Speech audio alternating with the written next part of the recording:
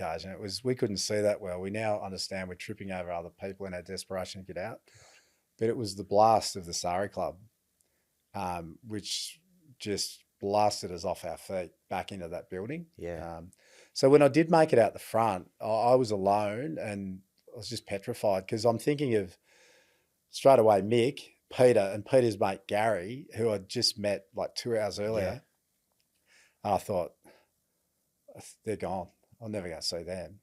And then I was just, unfortunate what happened, but I think from the moment it happened, I just feel so blessed and so lucky with everything because Mick emerged through the smoke and rubble.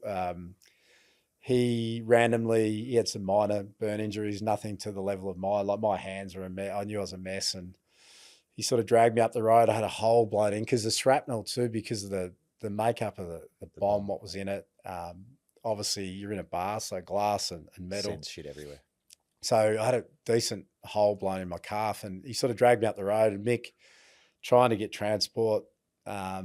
And the best he could do in the end, which is funny now when you think back, but it was a master stroke. He just threw me on the back of a little moped with a Balinese motorcyclist, and he just jumped on one behind, and he said, just take him to the Hard Rock Hotel.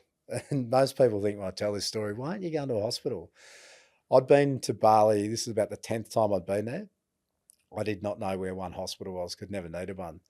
Mick, the same, but we did know that back at the hotel there'd be a doctor on duty. So sort of got back there to the Hard Rock and caused some pretty chaotic scenes when the centre stage there was a band on, and they saw Mick sort of carrying me in. And they wouldn't have known really then the magnitude. They would have heard the sounds, but not really knowing what was going on. And then, doctor on duty assessed pretty quickly, and they loaded us in the back of what they called an ambulance.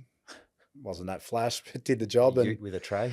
off we went. Mick was fantastic. He sat perched up in the front. I was in the back sliding around. They didn't strap me in, and when it found out later on I had burns to 50% of my body. That was a bit uncomfortable, that trip. But we were very lucky because we got to the hospital. It was a local hospital, but I now, we got there quickly. So I don't know what I would have done, to be honest, if it wasn't for Mick, because I've now heard the stories about people that struggled for hours before they got any medical attention. So we got there pretty quickly, and then it was pretty chaotic from there.